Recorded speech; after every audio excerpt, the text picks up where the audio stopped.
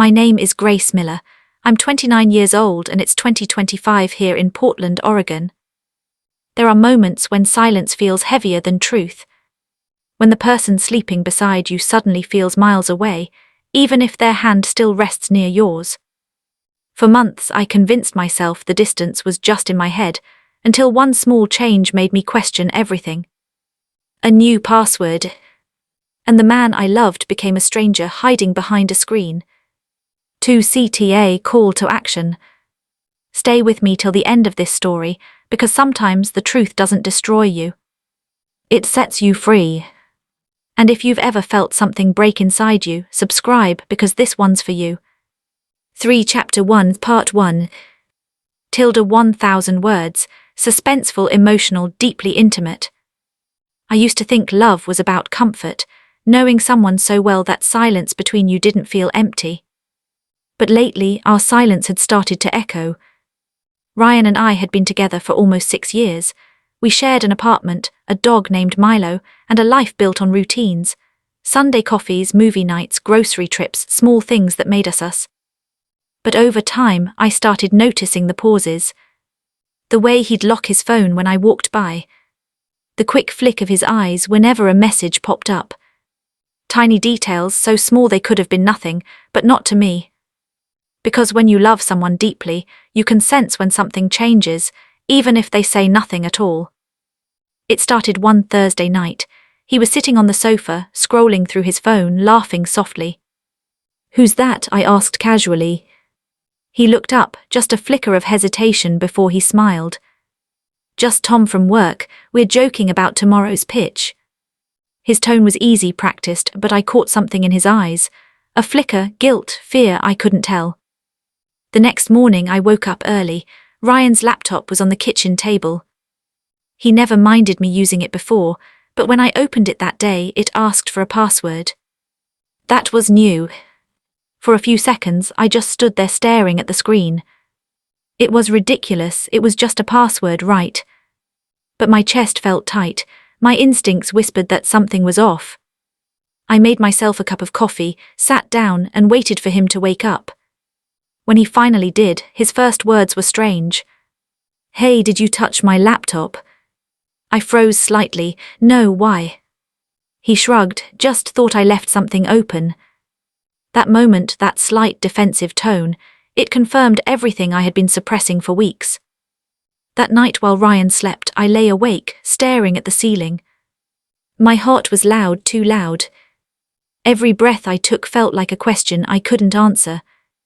Was I imagining things, or was my intuition screaming the truth I didn't want to face? I reached for my phone, opened our shared Netflix account, it logged out. Spotify logged out. Even our Google Drive, where we kept bills and photos, new password. It was as if he had started quietly erasing me from every part of his digital world. And that's when it hit me. Sometimes betrayal doesn't come crashing like thunder. It starts in whispers, in new passwords, changed habits, and sudden laughter you're no longer a part of. Days passed like a fog. Ryan became busier, working late more often. His cologne lingered at 2 a.m., the scent of something unfamiliar, like a new beginning he hadn't told me about. Milo, our dog, would wait by the door every night. And every time Ryan came home, his smile looked more like an apology he'd never say. One Friday evening while he showered, his phone buzzed on the counter. A message preview flashed for half a second, just a name, Sophie Crescent Moon. My heart stopped. Sophie. He never mentioned anyone by that name. I stood there, staring at the screen, my fingers trembling. I could have opened it right then, but something inside me held back. Not yet. I needed to be sure. When Ryan came out, I smiled like nothing happened. He kissed my forehead, told me he loved me, and that's what hurt the most. Because love shouldn't sound that empty. That night, I sat by the window long after he'd fallen asleep. The city lights flickered like 1,000 quiet truths outside. I thought about every little change, every late reply, every night he turned away. And then I decided, if my heart was wrong, I needed to know. But if it was right, I needed to be ready. The next day I watched him leave for work, kissed him goodbye and waited. When I heard the car pull away, I walked straight to his desk. His laptop was there, still warm from the morning. I opened it. The same password screen stared back. My reflection looked back at me, tired, scared and desperate for truth. I tried the old password, no luck. Then suddenly I remembered something. A few weeks ago we had an argument and he said, "Some things need to stay private." The words echoed in my head, private. I typed it in. Nothing. My chest ached, my hands shaking. I tried again, private 123. The screen blinked and opened. And there it was. Dozens of messages. Names, threads, attachments. One folder stood out, labeled Sophie Personal. I clicked it open, and my entire world shifted in silence. Photos, conversations, plans. All the late nights, the excuses, the distance, it all made sense. The betrayal wasn't loud. It was quiet, subtle, hidden behind smiles and soft apologies. I stared at the screen for what felt like hours. Not crying, not screaming. Just still. Because sometimes the truth doesn't explode. It just settles, heavy and unmovable, inside you. When Ryan came home that evening, I was still sitting there. He kissed me hello, walked past me, completely unaware that the woman sitting on the couch already knew everything. And that's where this story really begins. Ryan walked through the door like any other evening, humming softly, the smell of his cologne filling the room before he even spoke. "Milo, there's my boy," he called, crouching to pet our dog, his voice warm, familiar, fake. I watched him from the sofa. His laughter used to calm me, now it just echoed like a lie I couldn't unhear. He glanced at me. "Hey babe, you look quiet, everything all right?" My lips parted but no sound came. I nodded slightly, my throat too tight to trust. He smiled, unaware that behind me on the laptop screen, his secrets still glowed faintly, like the dying light of a truth he thought would never be found. I closed the screen slowly before he could see. My heartbeat was so loud I thought he might hear it. "Yeah," I finally said, "just tired." He moved behind me, wrapped his arms loosely around my shoulders, and kissed my hair. His warmth felt strange, too close, too heavy, too wrong. If he noticed I tensed, he didn't show it. "I'll take a shower," he said, tossing his jacket onto the chair. "Rough day at work." He disappeared into the hallway, and the sound of running water filled the apartment. That's when the tears came, not loud sobs, just quiet, shaking breaths. I stared at the darkened laptop screen, my reflection faint against it. How could someone you love become a stranger in a single heartbeat? I walked to the balcony. Portland's night air was cold, sharp against my face. Streetlights flickered on wet pavements below, and for a moment the city looked like it was weeping with me. Inside, I could still hear the water running. I had two choices: pretend nothing happened or face him. But confrontation isn't easy when your heart still remembers how it felt to be loved. When Ryan came out, towel around his neck, hair damp, he looked peaceful, as if the weight of what he'd done didn't even exist. He joined me on the couch, smiled. "Movie night." My chest tightened. Movie night, the ritual that once meant comfort. I nodded weakly, not trusting my voice. We watched something, I couldn't even tell what. The flickering light from the TV danced across his face and I kept thinking, he looks the same, but he is. Halfway through, he reached for my hand. I flinched before I could stop myself. His eyes narrowed slightly. "Grace, are you okay?" I wanted to lie, to say I'm fine. But something inside me snapped. "No," I whispered. He turned fully toward me. "What's wrong?" The words fell before I could catch them. "When did you start lying to me?" His expression froze. "What are you talking about?" The passwords, the late nights, the messages. My voice trembled but stayed steady enough to cut through the silence. His jaw tightened. "Grace. I know about her." The air between us thickened instantly. He blinked once, then twice. His throat moved as he swallowed. Herb, he asked quietly. Who? I laughed, not from humor, but from the absurdity of the act. Don't insult my intelligence, Ryan. For a moment he said nothing, just stared, then softly. How much did you see? That sentence, so calm, so measured, it shattered something inside me. Not I'm sorry. Not it's not what you think. Just how much did you see? Enough, I wanted to scream. Enough to know you stopped loving me long before you changed that password. But all I said was enough. He leaned back, exhaled slowly. Grace, it's not serious, it was just. Don't, I cut in. Don't reduce it to just. You don't accidentally build a folder labeled Sophie Personal. His face drained of color. You opened it. Yes, I whispered, and for once I'm not sorry. Silence heavy, endless.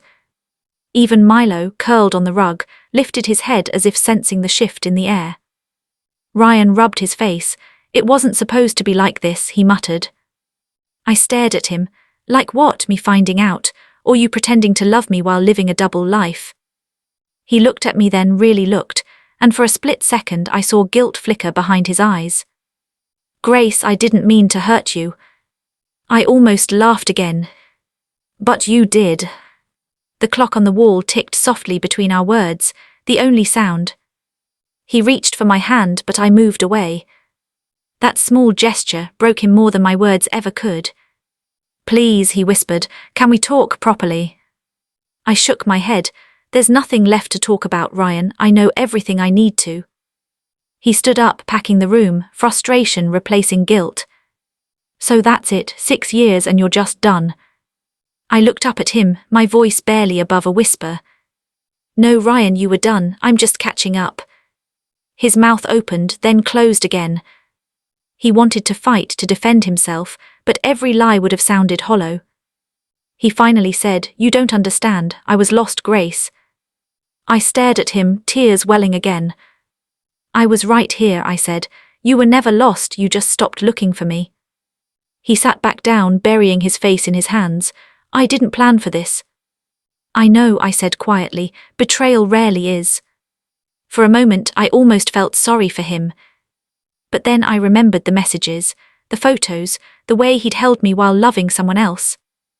I stood up, my body trembling but steady. I'm going to bed, I said. You can stay here tonight. He looked up sharply. Grace. No, my voice cracked, but my resolve didn't. Don't say another word. You've said enough lies to last a lifetime. I turned away before he could see me cry again. Inside my room, I closed the door softly and leaned against it. My hands shook, but my heart was strangely calm. Because for the first time in months, I wasn't doubting myself. I knew the truth. Outside, I could hear Ryan packing, whispering to himself. Milo scratched gently at my door and I let him in. He curled beside me, warm and quiet. The city outside kept moving, cars passing, people laughing somewhere far below, as if nothing monumental had happened. But for me, everything had. Love had ended. And something else had begun. Not revenge, not hatred. Just clarity. I stared out of the window at the Portland skyline, faint under the moonlight. Somewhere inside that quiet night, I whispered to myself, this is not the end, it's the beginning of me. And with that thought, I closed my eyes not to escape, but to rest for the battle that tomorrow would bring. Morning arrived quietly, as if afraid to disturb the ruins of the night before. The soft light crept through the curtains, touching the edges of my bed, painting my tears in gold. Milo stirred beside me, his tiny size the only sound in a room that felt too heavy for words. I hadn't slept much. Every time I closed my eyes, I saw his face, not the Ryan I used to love, but the one from last night. The man who asked, how much did you see, instead of I'm sorry. That single sentence played in my mind like a broken record, each repeat cutting deeper than before. Outside my room I could hear faint movement, the sound of cupboards, the coffee maker. He was still here. Part of me wanted to stay locked inside forever, but another part, the stronger one, whispered, you need to face this morning. I got up slowly, pulled on a sweater and opened the door. The smell of coffee drifted through the apartment. Ryan was standing by the counter, pouring 2 cups as if nothing had changed. "Morning," he said softly, glancing at me. His voice tried to sound normal, but it cracked slightly. I didn't respond right away. I just watched him, the way his hands moved, careful, hesitant. It felt surreal. The same man who'd once held me with certainty now looked unsure of where to even stand. He slid a cup across the counter toward me. "Thought you'd need this." I stared at it for a long moment before taking it. "Thanks," I murmured, my voice barely audible. The silence between us wasn't like before. It wasn't confusion now, it was clarity. We both knew the truth. The question was what came next. He finally spoke. "I didn't sleep." I nodded. "Neither did I." A pause, then. "I want to explain." I set the cup down gently. "Ryan, I already know enough." He sighed, rubbing the back of his neck. "You think you do, but it's complicated." I almost laughed, a hollow, exhausted sound. "Complicated," I repeated. "That's what you call months of lying." He flinched slightly. "It wasn't supposed to go that far. It started as a distraction. Work was." "Stop." My voice was sharper than I intended. "Don't try to make this sound like an accident. You do accidentally create another version of yourself with someone else." He looked down. His silence said everything. I stepped closer, my tone quiet but steady. "Do you even know what hurts the most? It's not the cheating. It's that you made me doubt myself. Every time I asked if something was wrong, you made me feel crazy." Tears filled his eyes for the first time. "I know, and I hate myself for that." I wanted to believe him. I really did. But belief requires trust, and trust was a language we no longer spoke. He reached out a hand across the counter, hesitant. "Grace, please, can we try to fix this?" I stared at his hand, the same one that once felt like home. Now it looked foreign. "I don't know if there's anything left to fix," I said quietly. The words hung there, final and fragile. Ryan's eyes dropped. "So what now? You want me to leave?" I took a deep breath.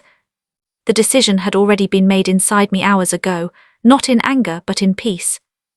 "Yes," I said. "I need space. I need to remember who I am when I'm not trying to forgive someone who isn't sorry." He blinked, as if he didn't quite believe I'd said it. Then slowly he nodded. "If that's what you want." I looked at him, my voice softening. "No, Ryan, it's what I need." He stepped away, packing once before grabbing his jacket from the chair. For a moment he just stood there, staring at the floor. Then he whispered, "I really did love you, Grace." I felt my chest tighten. "Then you should have protected that love better." He looked up, his eyes glassy. "Goodbye, then." I didn't reply. Just watched as he walked toward the door, Milo following halfway before stopping, confused. The door closed quietly, no slamming, no shouting, just the soft finality of something ending. I stood in the middle of the room, breathing slowly, the silence wrapping around me like a blanket. I thought I'd feel broken, but instead I felt empty, yes, but calm. Sometimes peace doesn't come with answers. It comes with letting go. I walked to the table and picked up the cold coffee. Outside, Portland was waking up, distant car horns, the hum of life resuming. I watched through the window as the sun rose over the grey skyline, and I realized something. This was the first morning in years that truly belonged to me. No pretending. No half-truths. No waiting for someone else's attention to validate my worth. Just me. I sat down with my notebook, the one I hadn't touched in months. Writing had always been my therapy, the way I processed everything. I flipped to a blank page and wrote, "Day 1, freedom feels quiet." The words looked small but powerful. Tears blurred my vision again, but they weren't the same as before. They weren't from heartbreak. They were from relief. Because deep down I knew this wasn't the end of my story. It was the beginning of a new chapter I hadn't planned to write. And maybe one day I'd be grateful for that changed password. Because it didn't just reveal betrayal. It revealed me. I closed the notebook, took a deep breath and whispered to myself, "Grace, you survived the truth, that's your power." The morning light touched my face gently, like a blessing. For the first time in a long time, I smiled, not because everything was okay, but because I finally was. The next morning, Claire walked to the bus stop as if nothing had happened the night before. Her relatives' words still echoed in her mind, "You can't live on dreams." But instead of anger, there was silence inside her, a powerful kind of silence, the kind that doesn't shout but builds. She reached her small workspace, an old rented room with cracked walls, a second-hand computer, and a whiteboard filled with messy ideas. While others saw failure, she saw foundation.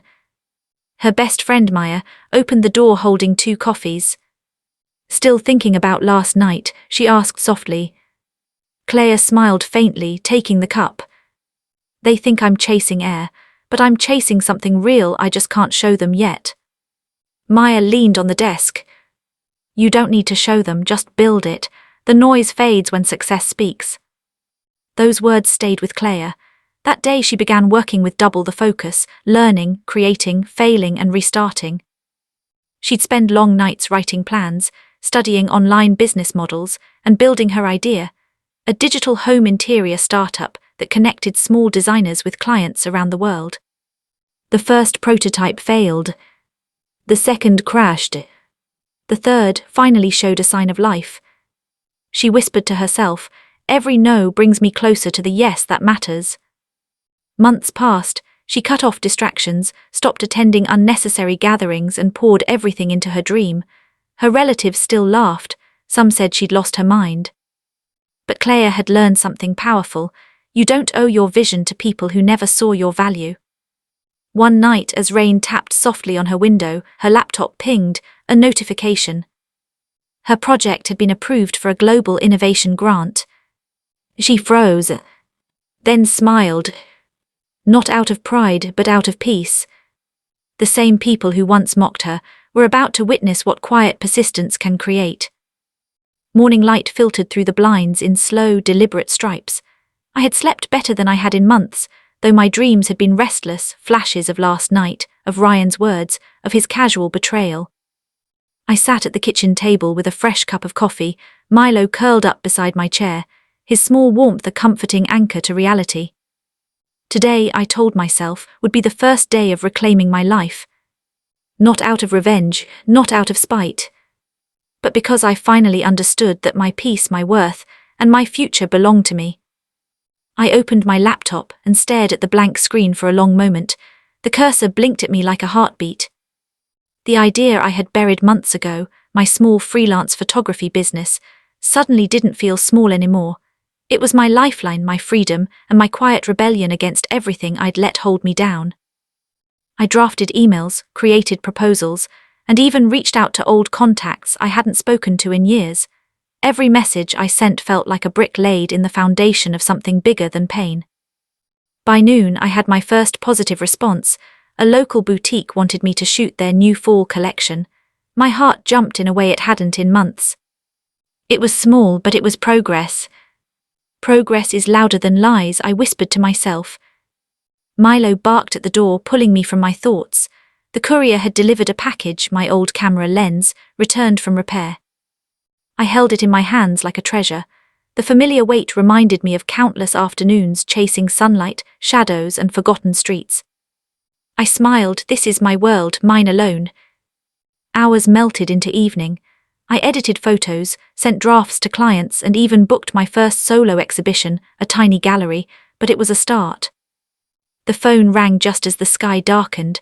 I almost didn't answer, but curiosity won. It was Lena, a friend I hadn't spoken to since Ryan's betrayal. "Grace, are you okay?" she asked cautiously, sensing the weight I carried. I inhaled slowly, grounding myself. "I'm better than okay, I'm alive, Lena, and I'm finally doing this for me." There was a pause, then softly she said, "I'm proud of you." I smiled, not because I needed validation, but because this time support felt genuine, untied to expectations or pity. After the call, I took a moment to step outside onto the balcony. The city lights of Portland glittered against the night sky. I thought about Ryan, where he was, who he might be with, and all the moments we shared that now felt like echoes in another life. I let myself feel the sting briefly. The ache of betrayal is a strange thing. It doesn't always scream. Sometimes it whispers in the quiet moments, in coffee cups left untouched, in shadows on walls. But this time I didn't run from it. I let it fuel me. I returned inside, setting up my workspace for a late-night session. The room was dimly lit by a single lamp, casting long shadows across the floor. Milo settled beside my feet, as if understanding that tonight would be another milestone. I organized my photos for the exhibition, scrolling through past shoots. Each frame told a story: laughter, pain, beauty, heartbreak. And for the first time, I realized I could translate my story into art. Not just my betrayal, but my survival, my growth, my power. Around midnight, I received an unexpected message. It was from Ryan.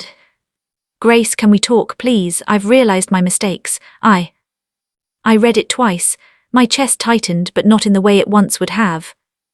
I set the phone down. Milo sniffed it curiously. For a moment I considered replying, but then I remembered the messages I had seen, the months of lies, the nights of doubt. And I realized something crucial: some bridges aren't meant to be crossed again. I typed nothing. I deleted the notification. Peace was more powerful than closure from him. Instead, I opened my notebook and wrote. Step 1, build me. Step 2, let the world see me. Step 3, never apologize for choosing myself. It felt like chanting a mantra. Every word was a stitch, sewing together the shredded pieces of my heart. The next morning I woke up with clarity. No dreams of Ryan, no lingering shadows, just a sense of purpose.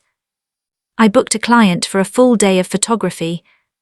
The moment I stepped out, camera in hand, sunlight hitting my face, I felt alive. Every shutter click, every angle captured, every laugh I photographed, it was proof that life could be rebuilt, carefully and beautifully, even after betrayal. By late afternoon, I returned home, exhausted but exhilarated. Emails had been answered, contracts finalized, my first solo exhibition flyers were ready to send. For the first time in months, I felt the thrill of possibility. That night I received another message, this time from someone completely unexpected. A small online publication noticed my work and wanted to feature it. I stared at the screen, Milo nudging my hand. A smile spread across my face, wide, unrestrained, unstoppable. I whispered to myself, softly but firmly, "This is only the beginning." Because now I realized, survival was never enough. Growth was the goal, empowerment was the reward. And I would take every step forward, one frame, one click, one heartbeat at a time. The city lights of Portland glimmered outside my window. I sat in the quiet hum of electricity, camera beside me, notebook open, heart steady. For the first time, I wasn't running from the past. I was building the future. And nothing, not betrayal, not doubt, not lost love, could stop me from taking it. The morning was unusually bright, as if the universe itself was conspiring in my favor. I brewed coffee slowly, feeling the warmth seep through my hands. Milo barked once, wagging his tail like he sensed today would be different. Emails had flooded overnight, inquiries, praise, collaboration offers. My small world had suddenly become vast. I read each message carefully, savoring the feeling of validation that had nothing to do with Ryan, my relatives, or anyone who had doubted me. This was mine. By mid-morning, I was ready for the first step of public exposure. The local gallery where I'd scheduled my exhibition had agreed to host a small online preview. A chance for the world to see the work I had poured my heartbreak, hope, and determination into. I uploaded the photos, checked every angle, every caption, every title. Each frame told a story, not just of beauty, but of survival. The portraits were candid, raw, intimate. Every shadow, every beam of light, every imperfection celebrated life in its truest form. As the gallery notification went live, my phone buzzed repeatedly. Comments started trickling in, strangers praising the composition, friends sharing it, a few influential figures in the photography community noticing. I leaned back, exhaling slowly. A subtle smile crept across my face. For months I had hidden behind excuses, fears, and betrayal. Now, the world could see me, not the version Ryan had left behind. Then a ping, a familiar name flashing on my phone. It was my cousin, the same one who had laughed at my dreams months ago. Just saw your exhibition online, didn't expect this. Impressive. My lips curled into a faint smirk. Impressive. I remembered that night at the family dinner, their laughter slicing through the room like glass. Now silence was my answer. I took a deep breath and turned back to the gallery feed. Comments were coming in faster now, strangers intrigued by my story, by the emotion captured in every frame. It was intoxicating, the knowledge that I had created something meaningful, that people outside my small, doubting circle could feel the same awe, the same connection I felt when I shot the photos. The doorbell rang. I opened it to find Lena grinning wildly, holding a bottle of sparkling water. "You're famous," she exclaimed. "This is amazing, Grace, you need to celebrate." I laughed lightly, shaking my head. Famous is a strong word, but it feels like the first real step. She leaned on my shoulder. "You've earned it, months of hard work, and you didn't need anyone to believe in you but yourself." Her words hit me in a place Ryan's lies never could. For the first time I felt the solid foundation of self-worth, not forced, not borrowed, earned.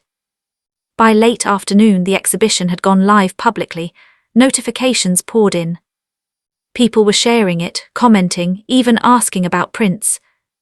It was surreal, my heart was racing, yet I felt grounded. And then, as if fate enjoyed irony, a notification popped up from Ryan. "Saw your exhibition, you're talented." I stared at it, Milo nudging my hand. For the first time, I didn't feel the pang of betrayal or the urge to respond. Instead, I felt detached, peaceful, free. I typed nothing, deleted the notification. I poured a glass of water and looked at the skyline through my balcony window. Portland stretched wide and glowing, indifferent to the dramas of my past.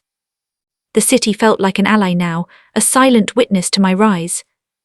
The evening arrived, and I prepared a small private celebration for myself and Milo. I poured sparkling water into a glass, set it on the table beside my laptop showing the exhibition feed, and raised it softly. "To beginnings," I whispered. "To growth." Milo barked as if agreeing. I scrolled through the comments, reading each one carefully. Someone wrote, "The emotion in this work, it's like you're speaking directly to the soul." I closed my eyes, letting the words settle. All the nights of doubt, the betrayal, the fear, every tear and every sleepless hour had led me here. And suddenly, the power of my own resilience hit me like lightning. I realized that empowerment isn't a loud declaration. It's quiet, steady, and undeniable. It's choosing to keep moving when the world doubts you. It's creating a life so full of purpose that the past loses its grip. By the time night fully descended, the exhibition had attracted attention beyond Portland. Messages from potential collaborators, galleries, and even a few international publications filled my inbox. I finally understood this wasn't just a hobby or a fleeting dream, this was my calling. I leaned back in my chair, watching the reflection of city lights in my window. For the first time in months, I felt the tremor of something I had longed for but never let myself admit: hope. It was quiet, yes, but it was unstoppable. And somewhere deep inside, I knew the family dinner laughter, Ryan's betrayal, the doubts, and the nights of pain, all of it had been necessary. Not to punish me, not to break me, but to shape me. I whispered to the night, softly, firmly, "I am here, I am rising, and this is only the beginning." The city slept, oblivious to my quiet triumph, but for me, every heartbeat pulsed with clarity. The first chapter of my public rise was complete, but the story was far from over. The following morning, the city seemed different, sharper, brighter, as if it knew that my life had shifted on an unseen axis. Even Milo sensed it. He trotted beside me with unusual excitement as I walked to my small studio, my camera bag slung over my shoulder. Emails, messages, and social media notifications were already piling up. A feature request from a popular lifestyle magazine. A message from a gallery asking to host my next show. Even strangers were sharing screenshots of my work with words like powerful, raw, authentic. I leaned back in my chair, closing my eyes for a moment. The woman I was 6 months ago, fearful, doubting, second-guessing every move, would have laughed at the thought that people outside my small circle would notice me. But here I was. Not by chance. Not by luck. By sheer persistence. I poured a cup of coffee and scrolled through the comments on my exhibition feed. Then a notification blinked, a familiar face. My cousin, who had once mocked my ambitions, had shared one of my posts publicly. Her caption read, "Never thought she'd do it, proud, I guess." I smiled faintly. Proud, maybe it took watching me do it to finally understand. But I didn't reply. I let the acknowledgement float silently in the digital world. The joy wasn't for them, it was for me. By mid-morning, the first calls came in, collaboration requests from designers, clients, and even one international art curator. I scheduled meetings, jotting down notes, feeling a surge of control and purpose. Each phone call, each email, each acknowledgement, it was a brick in the foundation of the life I was building. The afternoon sun streamed through the studio window, casting long shadows across the floor. I paused to look at the framed prints of my work, moments captured with precision, emotion, and truth. Every photo whispered a story of survival, every shadow reflected resilience. Then my phone buzzed again, a direct message, this time from someone unexpected, my former mentor Elena, who had doubted my dedication months ago. "Grace, I just saw your exhibition. Incredible work, truly. Would you consider doing a feature in my magazine?" My chest tightened, excitement, disbelief, validation, all in a single heartbeat. I replied carefully, professionally, but the spark in my words couldn't hide my excitement. It wasn't just the recognition, it was the timing. Everything I had poured into those months of silence, solitude, and work was finally creating tangible ripples. Later, as evening approached, my phone rang, an unknown number. I answered cautiously. "Grace Miller," a polite but firm voice asked. "Yes," I replied. "This is Caroline from Artscope magazine. We've been following your exhibition and would love to feature your work in our next issue. Are you available to discuss?" I paused for a moment, Milo sniffing at my leg. "Yes, absolutely," I said, my voice steady but charged with disbelief and thrill. I hung up and a smile spread across my face. Not because I needed approval, but because the world was finally beginning to reflect the truth I had already embraced. I was capable. I was worthy. I was unstoppable. That night I prepared a small dinner, keeping it simple, a quiet celebration of progress. Milo curled beside me as I reviewed emails, my heart steady but energized. Every message felt like a validation of the pain endured, the betrayal faced, and the nights spent doubting myself. This was more than success, it was proof of survival turned into power. Then a ping startled me, a text from my cousin again. "Family dinner tonight, everyone's going to be there, thought you should know." My stomach fluttered, not with fear but anticipation. The same people who had laughed at me, dismissed me, and whispered that my dreams were foolish would now see firsthand the woman I had become. I didn't feel nervous, not really, I felt ready. I looked at Milo and whispered, "Time to see the ripples turn into waves, buddy." I prepared carefully, choosing a simple yet elegant outfit, not to impress anyone, not to seek validation, but because I deserved to walk into a room with quiet pride. At the dinner, the chatter hummed in the background. Laughter, clinking glasses, and casual conversation filled the space. Then they saw me. There was a subtle pause, almost imperceptible, but I felt it in the way their eyes widened, the way whispers floated through the table like a gentle current. "She's different. She looks successful." I smiled politely, keeping my posture relaxed. Milo stayed close to my side. No words were exchanged about the past, but the air was charged with recognition. Somewhere in the room, I knew, someone had just realized that the laughter at my dreams had only fueled my rise. And I felt a quiet fire ignite inside me, not revenge, not vindication, just the serenity and strength of knowing I had survived, grown, and now shone. As the evening wore on, Compliments came in subtle nods, whispered acknowledgements, small gestures of respect. And with each one, I understood a crucial truth. The world doesn't reward bitterness, it rewards courage, persistence, and quiet power. By the end of the dinner, as we left the venue, my cousin leaned close. You really did it," she said softly. I nodded, eyes forward, smiling gently. Yes, and I did it without waiting for permission. Outside, the city glimmered under the night sky. I breathed deeply, feeling a calm, unstoppable strength settle in my chest. The ripples had become waves, and I was finally ready to ride them forward, unafraid, unapologetic, unstoppable. The morning after the dinner, the city seemed quieter, almost as if Portland itself was giving me space to breathe, to reflect, to grow. I sipped coffee on my balcony, Milo perched beside me, the city lights fading into dawn. The night's events played over in my mind, subtle nods, whispered admiration, the quiet shift in the air when they realized I had changed. But the calm also carried a weight, a reminder of the ghosts I'd left behind. Ryan, his messages, the laughter at my dreams, the months of doubt.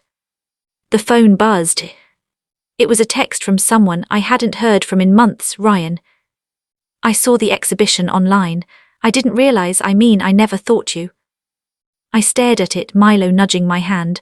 The impulse to respond flickered for a second, but I had learned to separate power from the past. I typed nothing, deleted it. Instead, I opened my laptop and pulled up the gallery analytics. The attention my exhibition was receiving had grown exponentially overnight. International shares, inquiries, and even feature requests. The reality of my rise hit me. No one could undermine the effort I had poured into myself. Later, I received another notification. My cousin had posted on social media. I underestimated her. Grace Miller is unstoppable. I smiled faintly, sipping my coffee. Recognition felt good. But the satisfaction was no longer tied to anyone else's approval. This was mine, entirely mine. By afternoon, my phone rang, a familiar number, my mentor, Elena. "Grace," she said warmly, "your work is gaining attention worldwide. I want to feature you in the magazine and interview you for an article about resilience in art." I took a deep breath. I'd be honored. It wasn't just the opportunity, it was the validation of the journey, the months of quiet perseverance, the nights alone, the heartbreak transformed into creation. Every obstacle had become a stepping stone. But even with this triumph, my past refused to vanish quietly. The lunch notifications from old friends, the murmurs of family who had once laughed at me, the occasional shadow of Ryan's betrayal, they all lingered like faint echoes. I remembered the day I first uncovered his messages, the tremor in my hands, the betrayal that had split my world. It was still painful to think about, yet now the pain carried a lesson. Betrayal doesn't define you, your response does. That evening I decided to visit the gallery. Milo in tow, I walked past the familiar streets of Portland, the city alive with its usual rhythm. The gallery owner, a gentle woman named Margaret, greeted me with excitement. "Grace, people are already talking about your work," she said, her eyes sparkling. "This exhibition might be the breakthrough for your career." I felt the familiar rush of adrenaline, tempered by calm determination. "I'm ready for it," I replied, my voice steady.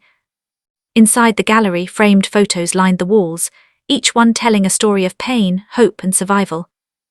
Visitors wandered quietly, pausing, reading captions, lingering on details.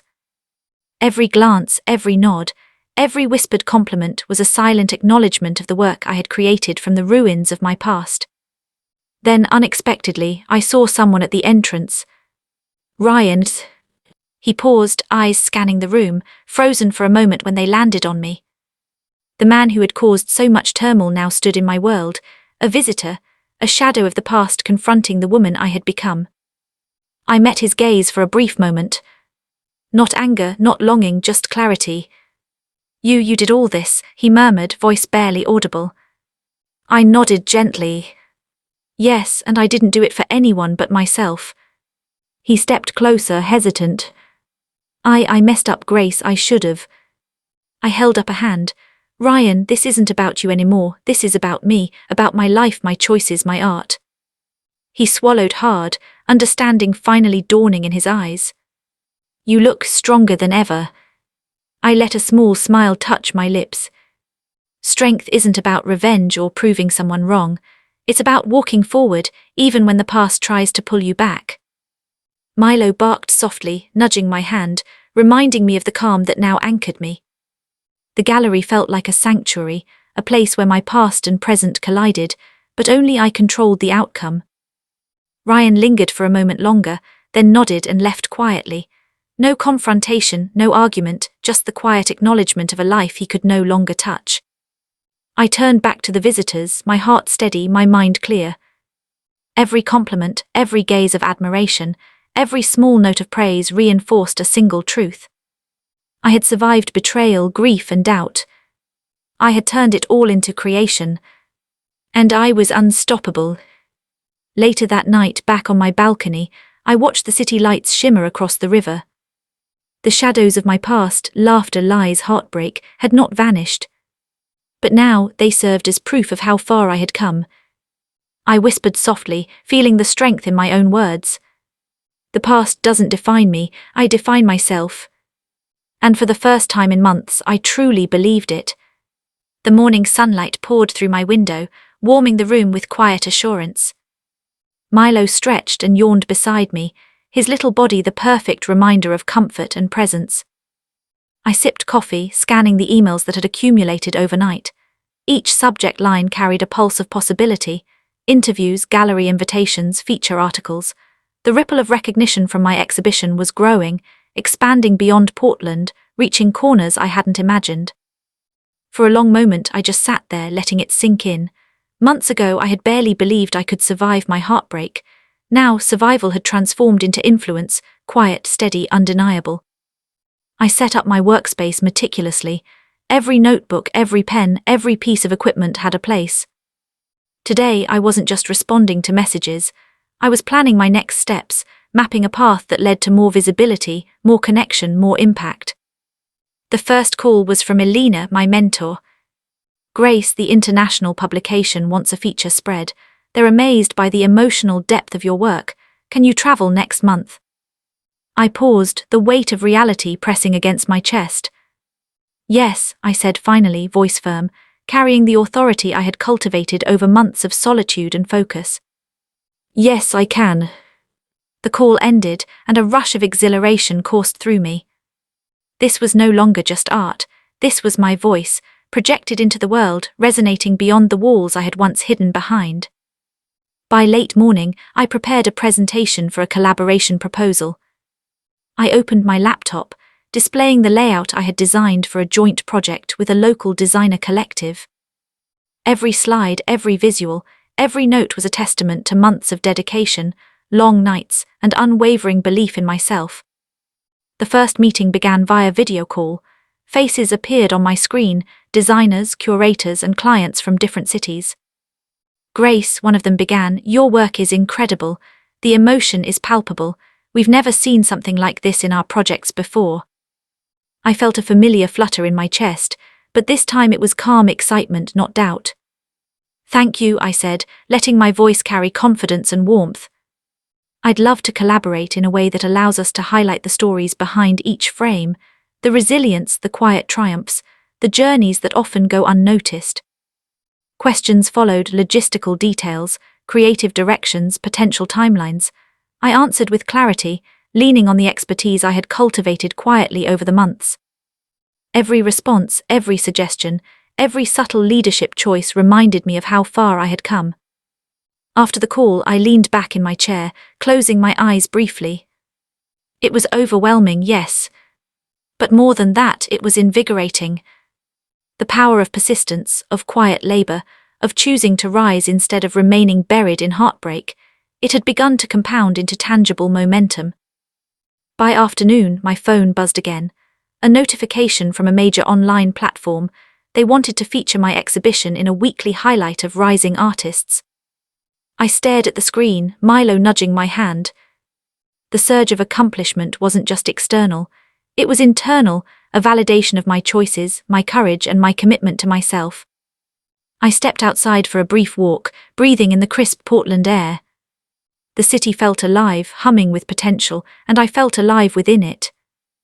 Strangers walked past, completely unaware of the battles I had fought, the nights I had cried, the hours I had spent building something from nothing.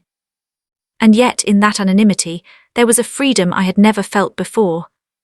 Returning home, I reviewed contracts for upcoming projects. The balance between opportunity and strategy required careful thought, and I realized I had become adept at it. I was no longer the woman paralyzed by betrayal or doubt. I was a strategist, a creator, a woman whose work demanded attention. Late in the evening, my cousin called. Grace, the family saw the exhibition online. Everyone impressed, we didn't realize. I let her words hang in the air.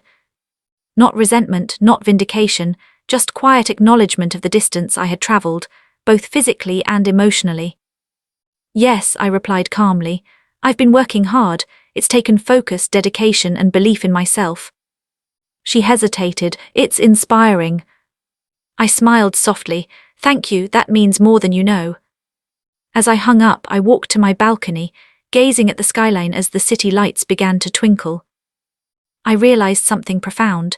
The people who had laughed at my dreams, the betrayal I had endured, the nights of pain, they were no longer chains. They were fuel.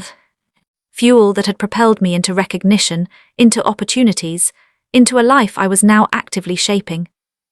And yet, even as my professional world expanded, I felt the need to maintain balance.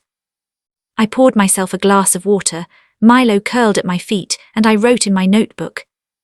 Step 1, build my work. Step 2, build my influence. Step 3, build myself. Step 4, never forget the power of quiet persistence. The words felt heavy with intention. Every sentence was a reminder that I was no longer reacting to others. I was directing my own story. Later that night, I received a message from a stranger on social media, an aspiring photographer seeking advice. I paused, then typed carefully. Believe in your vision, work in silence, let your results speak for themselves. Persistence is louder than applause. Sending it felt like closing a circle. From heartbreak to growth, from betrayal to empowerment, the lessons I had learned were no longer mine alone. They were ready to ripple outward. I set the phone down and leaned back in my chair, watching the lights of Portland shimmer across the horizon. The city, once a backdrop to my pain, had become a stage for my rise. And I was no longer just surviving. I was thriving. The world had begun to listen. And I knew deep in my bones that this was only the beginning. The morning light spilled gently across my workspace, but I barely noticed it. The notifications on my phone blinked incessantly, new messages, collaboration requests, media inquiries. My inbox had grown into a small ecosystem of opportunity. For a moment I felt a pang of overwhelm. Months ago I had feared failure, now the weight of success pressed in its own quiet way. It was one thing to rise quietly, it was another to rise in a way that everyone could see. I took a deep breath, letting the air fill my lungs, and reminded myself of the lessons that had carried me here. Persistence, self-belief, quiet courage. I organized my day meticulously. First, a video call with an international gallery interested in hosting my exhibition abroad. Then, a meeting with a client who wanted a large-scale photography project commissioned. Finally, emails to budding artists who had reached out for guidance. The first call began smoothly. Faces appeared on my laptop screen, all eager and expectant. Grace, your work has resonated globally, one curator said, eyes bright. We want to offer you a 6-month exhibition in London, showcasing your portfolio to international collectors. I felt the familiar surge of adrenaline, tempered by calm focus. This is incredible, I said, voice steady. Thank you for believing in the work. I'd love to discuss the logistics further. The conversation flowed, schedules, travel plans, display requirements. I answered confidently, aware that every word was a reflection of the months of discipline and dedication I had invested. After the call ended, Milo barked softly, nudging my leg. I looked down at him and whispered, "We're really doing this, buddy." The next meeting was with a client commissioning a commercial project. Their enthusiasm was palpable. They wanted my perspective, my creativity, my emotional insight. All the things I had feared were lost in the shadows of betrayal. As the call progressed, I realized something crucial. Recognition didn't just bring opportunity, it brought responsibility. Every decision I made, every choice in presenting my work, every interaction would ripple outward. I could no longer act impulsively or emotionally. My past self, the one who faltered and doubted, would not serve me here.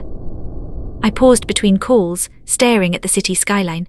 Portland stretched wide and alive, unaware of the internal storm and triumphs happening within one small apartment.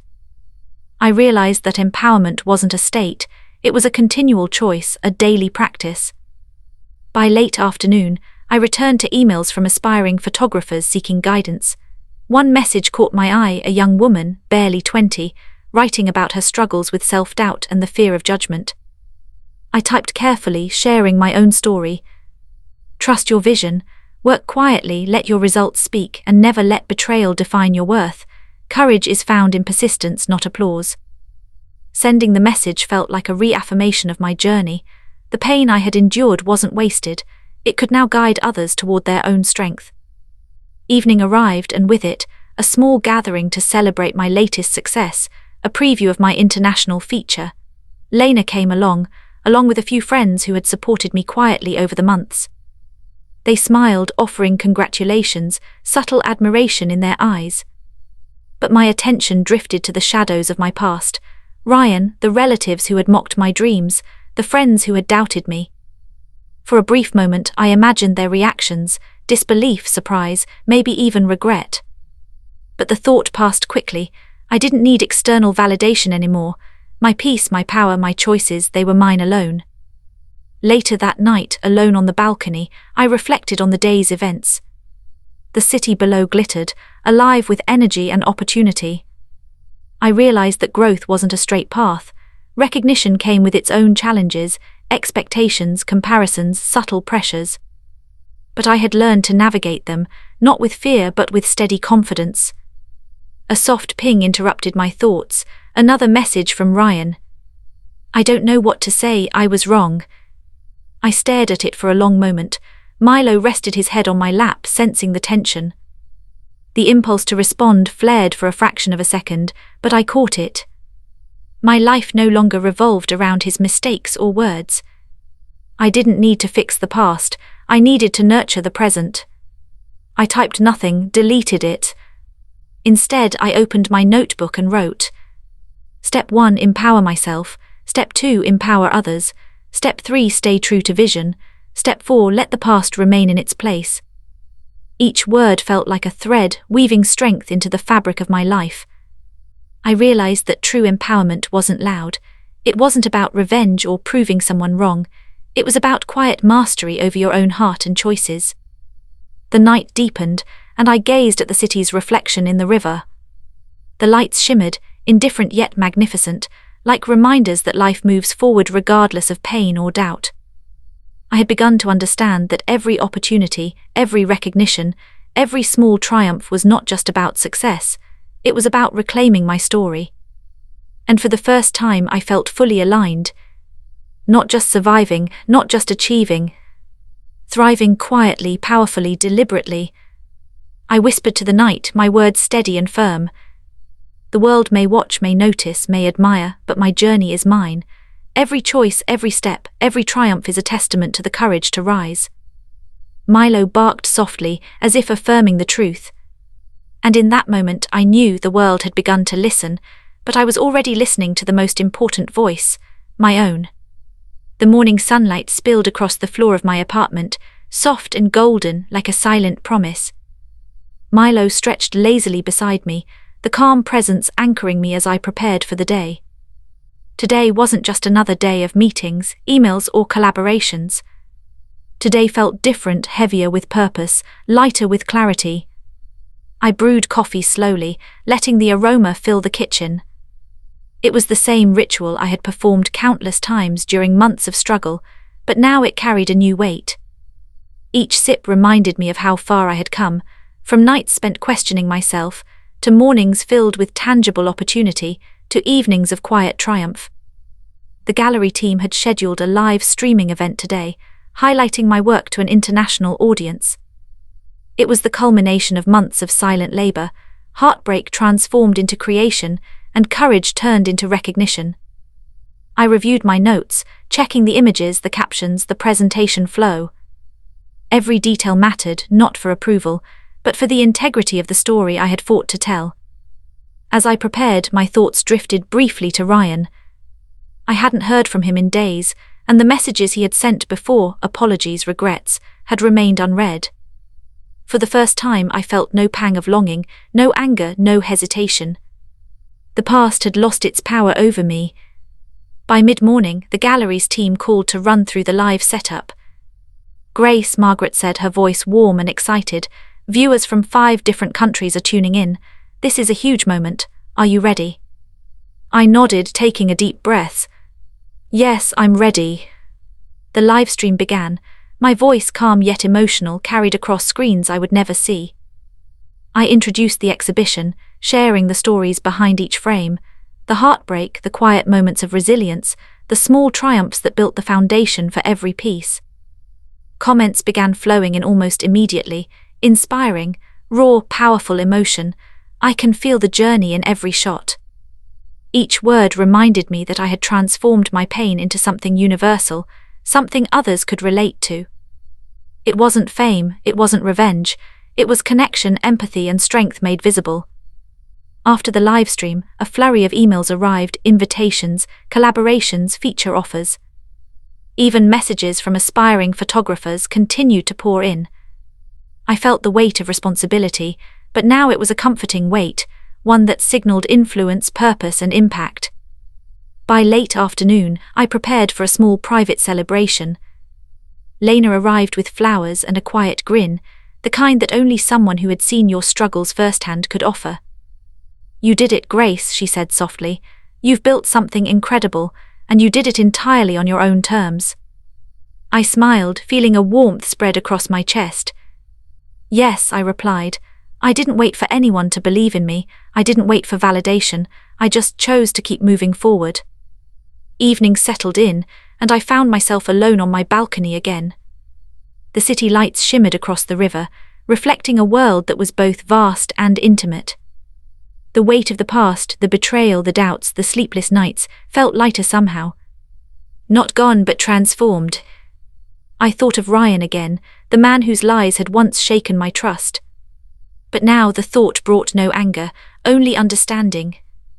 Betrayal had not broken me, it had refined me. The woman I was now would never allow someone else's choices to dictate her worth or her peace. I opened my notebook and wrote, slowly, deliberately. I am here, I am whole, I am rising. The past cannot define me, the present is mine, the future is mine. Every choice, every triumph, every breath is my own. The words felt like armor and wings simultaneously. Strength and freedom intertwined in a way I had never experienced before. Later, I checked the exhibition analytics. The reach had expanded to dozens of countries. Emails from galleries in London, Paris, and Tokyo awaited responses. Recognition was no longer local, it was global. And yet, amidst all the notifications, the acclaim, the admiration, a quiet thought settled within me. This wasn't about proving anyone wrong anymore. It was about claiming my peace, my dignity, my life. Night fell and I looked out across Portland once more. The city, alive and shimmering, mirrored the inner clarity I now carried. The past had collided with the present, but instead of chaos there was harmony. Instead of regret there was understanding. Instead of doubt there was certainty. I whispered softly, feeling the words resonate within. I am enough, I am free, I am unstoppable. Milo rested his head on my lap, and I traced his fur, feeling the grounding warmth of simple presence. For the first time I felt fully, completely, unshakably, at home in my own life. And in that moment I understood the truth I had fought to reach. Triumph is not the applause of others. It is the quiet mastery of your own heart, the courage to rise despite betrayal, and the grace to move forward unafraid. The journey was not over, but the foundation was solid. I had claimed my power. I had embraced my worth. And the world could watch, but it no longer controlled me. The dawn crept slowly across Portland, soft streaks of gold spilling through my bedroom window. Milo stirred beside me, nudging his nose against my hand. I smiled faintly, feeling the calm pulse of life in the quiet morning. Today wasn't about meetings, accolades, or recognition. Today was about breathing in the life I had fought to claim.